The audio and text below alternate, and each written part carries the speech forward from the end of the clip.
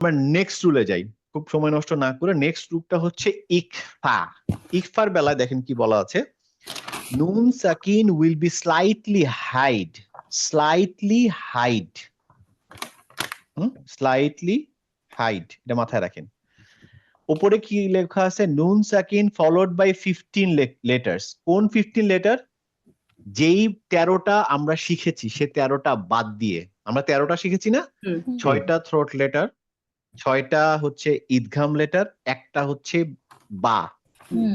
নুন সাকিনের পরে এই 13টা লেটার বাদ দিয়ে যেই 15টা লেটার থাকে, মানে যা অবশিষ্ট পড়ে থাকে তার সবগুলাকে নিয়ে এই রুলসটাতে বলছে হচ্ছে নুন সাকিনের পরে যদি এই অক্ষরগুলা যে কোনো একটা থাকে তখন অবশ্যই গুন্না হবে।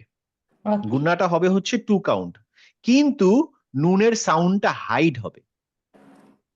আর এখানে অনেক কিছু আছে, হেভি নাজাল, লাইট নাজাল, এটা নিয়ে এত টেনশন করার কিছু নেই। আপাতত মনে রাখেন জাস্ট হাইড হবে। যখন আপনারা আরো ভালো শিখে যাবেন তখন এটা এই যে লাইটটা হেভিটা উচ্চারণ করবেন, যে হেভি হেভি সাউন্ডের পরের নুনটা একটু হেভি হয়, আর লাইট সাউন্ডের পরে হচ্ছে লাইট হয়। ওটা আমরা আপাতত টেনশন না করি, বাট জাস্ট শুধু এইটা মনে রাখি যে এই যে 15টা লেটার, এই 15টা লেটার যদি নুন সাকিনের পরে আসে, আমরা এখন জানি নুন সাকিন মানে কি। আমি নুন সাকিন মানে কিন্তু সবসময় জানবো যে নুন একটা কমপ্লিট নুন সাকিন অথবা তানউইন, ঠিক আছে? আইদার কেসে নুন সাকিনের পরে যদি এই 15টা অক্ষরে যে কোনো একটা থাকে সেই ক্ষেত্রে স্লাইটলি হাইড হয়। হাইড মানে হচ্ছে আহ বাংলাতে আমরা এই জিনিসটা ইউজ করি। যেমন ধরেন আমি যদি বলি বাংলাদেশ,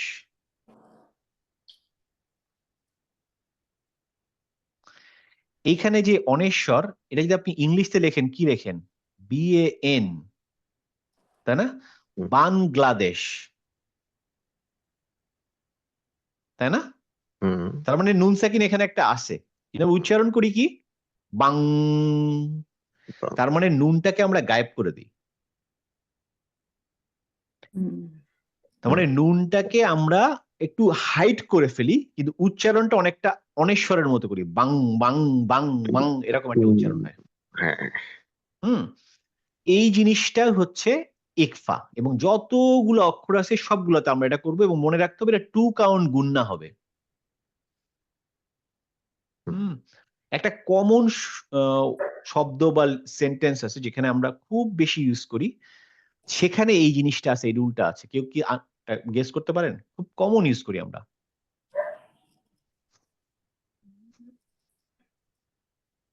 আচ্ছা, আমি বলে দিই। আমরা বলি না ইনশাল্লাহ? ইনশাআল্লাহ, রাইট। আসলে কিন্তু দেখেন ইনশাল্লাহতে আমার স্পেলিংটা পুরোপুরি মনে নাই। ধরেন ইন, শিন আছে, হ্যাঁ, ইনশাল্লাহ। তার মানে ইনশা, এই শিনটা কি? ইকফা লেটার। তার মানে আমরা বলবো না যে ইনশাল্লাহ। আমরা লেখার সময় অনেক সময় লিখি কিন্তু সব হর্ষই দন্তেন্য লিখি, তাই না? আসলে দন্তেন্য লেখা উচিত না, আমাদের লেখা উচিত অনেশ্বর। ইনশাল্লাহ, কারণ হচ্ছে ইকফা। কারণ এখানে নুনের উচ্চারণটা ক্লিয়ারলি হবে না। ক্লিয়ারলি নুনের উচ্চারণ কোথায় হয়? ক্লিয়ার হচ্ছে ইধার, ইধারে।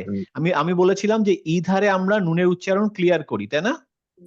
ইকফা হচ্ছে ইধারের ঠিক অপোজিট। তার মানে নুন আছে ওখানে, কিন্তু নুনের উচ্চারণ আমি হাইড করব, করে একটা অনেশ্বর টাইপের উচ্চারণ করব। আর ইধারটা হচ্ছে ঠিক এটার উল্টা, যে নুন থাকবে এবং নুনের উচ্চারণটা প্রমিনেন্ট উচ্চারণ করব, কোন রকম ভেজাল করব না, ওর মধ্যে কোনো গুন্না ঢুকাবো না, কিচ্ছু ঢুকাবো না, একটা ক্লিয়ার নুন। আমি যদি এই ইনশাআল্লাহটাকে ইধার দিয়ে পড়ি তখন বলবো হচ্ছে ইনশাআল্লাহ, কিন্তু আমি ইধার দিয়ে পড়তে পারবো না বিকজ শিনটা ইকফা লেটার। তখন আমি বলবো হচ্ছে ইনশাআল্লাহ। সূরা ফালাক আর সূরা নাস এটা আছে না? সূরা ফালাকে বেশি ইউজ হয়, হ্যাঁ সেটাই। সূরা ফালাকে আমরা যাই, গিয়ে সবাই মিলে দেখি ইনশাআল্লাহ। ইনশাআল্লাহ, ইনশাআল্লাহ। আচ্ছা দেখেন, কুল আউযু আউযু বিল্লাহি মিনাশ শাইতানির রাজিম, বিসমিল্লাহির রহমানির রহিম, কুল আউযু বিরাব্বিল ফালাক। এই দেখেন মিন, হ্যাঁ, মিন মিন শাররি মা খালাক, মিং মিং নট মিন শ্যালডি, মিন বলা যাবে না, হ্যাঁ, মিং শর্রে, মিং শর্রে, নাকের মধ্যে গুন্না হবে, মিং এটা 2 আলিফ গুন্না। শর্রে। আচ্ছা হ্যাঁ, দুই আলিফ জানি না আমি, 2 গুন্না, আচ্ছা, জাস্ট এটা 2 বলি, গুন্না। আচ্ছা ঠিক আছে, ওকে। 2 কাউন্ট গুন্না, হ্যাঁ। আচ্ছা আচ্ছা। তাহলে সবাই ভাইয়া ক্লিয়ার?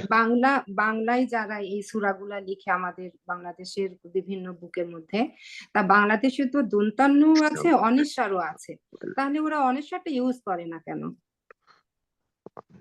অনেক কারণ থাকতে পারে, ওটা হয়তো নাই বলে এটা দিচ্ছে তা তো না যে ওই ওয়ার্ডটা বাংলায় নাই, যার জন্য ওরা নুনেরটা ন বসায় দিচ্ছে, কিন্তু ওরাও তো স্পেশাল করে মিন ময়রুশি দন্তান্ন দেয়। হ্যাঁ, এগুলা মানে অনেক কারণ হতে পারে। ধরেন হয়তো একটা জিনিস চলে আসছে অনেক বছর ধরে, কেউ আর ওটা চেঞ্জ করে নাই, এটা হতে পারে। যারা নতুন জানে তারা তো আর বাংলায় পড়েও না, so they don't really bother যে এখানে ন অথবা অনেশ্বর কি হলো। আবার অনেকে এটা বুঝবেও না যে নুন কি আর অনেশ্বর কি, যার জন্য আমি যেমন আপনাদের এই কোর্সটা করাচ্ছি বলে শুধু না, আমি কয়েকজনকে আমি বারবার করে বলেছি যে আমার এই কোর্সটা করেন, আপনার কোনো টাকা পয়সা দিতে হবে না, কিচ্ছু দিতে হবে না। আমার খুব কাছের কয়েকজন, একজন সিনিয়র ভাইকেও বলছিলাম যে ভাই আপনি জাস্ট 2-3টা মাস করেন, আমি বেশি দিন লম্বা করব না, কোর্সটা করেন। সে আমাকে যুক্তি দেয় যে কোরআনে উচ্চারণ লেখা আছে, আমি ওটা দিয়ে দিয়ে পড়ব। তো আমি বললাম যে উচ্চারণ লেখা আছে, কিন্তু উচ্চারণ যেটা লেখা আছে সেটা দেখে আপনি ভুল পড়তেছেন। কিন্তু তাকে আমি এটা বুঝাতে পারি না, কারণ উচ্চারণ যে লেখা আছে সে কিন্তু ক্লিয়ারলি উচ্চারণ লেখে নাই। হ্যাঁ, ধরেন আপনার ওইটাই আমি বলছি যে ওরা লিখে নাই। ইংলিশতেও যে উচ্চারণ লেখা থাকে, আপনি তো বাংলায় বলছেন, আপনি ইংলিশে খুঁজে দেখেন, ইংলিশে যদি খোলে দেখবে যে ইংলিশ উচ্চারণ লেখা থাকে না, ওই ইংলিশ উচ্চারণে গিয়ে দেখবেন এখানে মিন লেখা আছে। হ্যাঁ, তো মিন লেখা আছে, হয়তো ওখানে একটা চিহ্ন দিছে, ধরেন নুনের নিচে হয়তো মিন লেখা, মানে MIN, এই নুনের উপরে হয়তো একটা ছোট্ট করে দাগ দিয়ে দিচ্ছে। এখন আমি যদি এই রুলস গুলা না জানতাম, যে ইকফা একটা রুলস আছে, ইধার একটা রুল আছে, আমি কিন্তু তখন ওই মিনই পড়বো, মিন হুই পড়বো। এখন মিন হু যে ক্লিয়ার হবে কারণ হচ্ছে পরেরটা হা, সেটা তো সে জানে না। হ্যাঁ, তো আমরা উচ্চারণ দেখে পড়তে পারি, কিন্তু আমি যদি রুলস না জানি আমার উচ্চারণ দেখে পড়াটা ভুল হবে। এবং যদি সুযোগ থাকে আমাদেরকে এই রুলস গুলা জানা উচিত, তাজউইদ রুলস গুলো খুব কঠিন কিছু না। এই আমি যে 4টা রুলস 2 দিন ধরে পড়াচ্ছি, এটা আসলে একদিনেই আধা ঘন্টার মধ্যে সবকিছু পড়িয়ে ফেলা যায়, খুব হ্যাঁ, জটিল ওই কিছু না কিন্তু। বাটা যদি আরেকটু বলতেন, আমি স্লাইড দেখে পরে দেখে নিতে পারবো, কিন্তু আপনি যদি এখন আবার কোশ্চেন করে আমি আনসার দিতে পারবো না, বাটার কথা আরেকটু বলতে হবে। আচ্ছা নিচে এইটুকু আগে শেষ করে নি। আর এখানে ইকফাতে কারোর আর কোনো সমস্যা আছে? না না, না, এটা তো না। ক্লিয়ার। বাকিরা যারা চুপ করে আছেন অনেকক্ষণ ধরে, শারবিন আপা, মুস্তাফিজ ভাই। আচ্ছা, আমার কথা হলো যে ইকফার যে আপনি লেটার গুলা দিচ্ছেন, তার আমাদের কি সবগুলা লেটার ফলো করতে হবে, মাথায় রাখতে হবে? লেটার কোনগুলা? লেটার তো মাথায় রাখতেই হবে, কিন্তু আমি তো আপনাকে বোঝার সুবিধার্থে বলে দিলাম যে এখানে যে 15টা লেটার কথা বলেছে, আমাদের 15টা মনে রাখার দরকার নেই। আমাদেরকে ওই যে মানে আমার কি যেন একটা, ইথার মনে রাখলেই আমাদের একটা ওই রুলসটা মনে ওই রাখবো যে রুলসটা মনে কোনগুলা বাদ দিব। তো বাদ আমরা তো বাদ দেওয়াগুলো অলরেডি মুখস্থ হয়ে গেছে, তাই না? জি আমরা জি। আমরা থ্রোট লেটার আমাদের মনে আছে, আমরা থ্রোট লেটার বাদ দিব। আমরা ইয়ার ইয়ার মালুন। মালুন লেটার মনে আছে, বাদ দিব। আমরা হ্যাঁ, বা শিখলাম, বাদ দিব। তাহলে আমরা 13টা অক্ষর আমরা ওইভাবে পেয়ে যাচ্ছি, যে জি। এগুলোর ভিতরে অন্য রুলস আছে। ওইটার বাদে যা আসবে, কফ যদি থাকে, ফা যদি থাকে, তা যা থাকবে, এগুলো সবগুলোই হচ্ছে আমার ইকফা লেটার। হ্যাঁ, ঠিক আছে। ওকে। ঠিক আছে, এরপরে এখানে একইভাবে প্র্যাকটিস আছে। আপনারা যে প্রথমে যে পিডিএফটা পেয়েছিলেন ওখান থেকে যদি প্রিন্ট আউট করে থাকেন, সেখানে অলরেডি এগুলো আছে, So, আলাদা করে প্রিন্ট আউট করা লাগবে না। ওইখানে আপনি এই জিনিসটা পাবেন, যেখানে আমি একটা সূরা বাকারার একটা অথবা 2টা আয়াত তুলে ধরেছি, দিয়ে বলেছি যে আপনারা খুঁজে বের করেন। আমি এখানে বের করে দিয়েছি যে একটা আয়াতের ভিতরে কতগুলা রুলস ইউজ হচ্ছে। হ্যাঁ, তো আমাদেরকে খেয়াল রাখতে হবে যে এখানে, এই যেমন এখানে দেখেন ইসরন, হ্যাঁ, ইসরন কামা, এখানে এখানে কি হবে এই রুলসটা? ওই যে হাইট করতে হবে আর কি, হাইড করতে হবে, ইকফা রুল হবে। হ্যাঁ, এখানে ইকফা তাহলে রুল হবে। তাহলে আমরা এতদিন পড়ছিলাম ইসরন, রন। এখন থেকে আর রন পড়বো না, তাই না? আজকে আমরা যখন রুল শিখলাম, একটা একটা করে জিনিস আমরা ইউজ করা শুরু করবো। তাহলে এখানে পড়বো যে ইসরন কামা, হ্যাঁ, হামাত হামালতাহু আলাল্লাযীনা মিন ক্বাবলিনা। আমি কিন্তু মিন কবলিনা বলি নাই, মিন কবলিনা, পুরো নাকের মধ্যে, মিন কবলিনা। হ্যাঁ, এখানে দেখেন মাওলানা ফানসুরনা ফাং ফাং নট ফান ফান বললে আপনার কোনো গুন্ডা হচ্ছে না, ক্লিয়ার নুনের উচ্চারণ হচ্ছে। আমি এখানে হচ্ছে, ক্লিয়ার right. উচ্চারণ করবো না, আমি গুন্ডা উচ্চারণ করবো, তাহলে হবে হচ্ছে ফানসুরনা।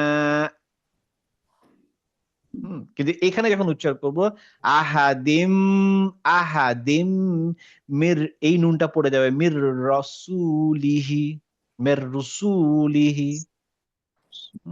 এখানে কুল ও কুল্লুন আ হচ্ছে ইথার লেটার, তাহলে কুল্লুন আমানা, এখানে আমি কোনো গুন্না করব না, ক্লিয়ার উচ্চারণ করবো কুল্লুন আমানা, এখানে থামছি না। কিন্তু যখনই আমি এখানে আসছি মাওলানা ফানসুরুনা, সময় নিব, ফানসুরুনা, কারণটা কি গুন্না আছে, ফানসুরুনা।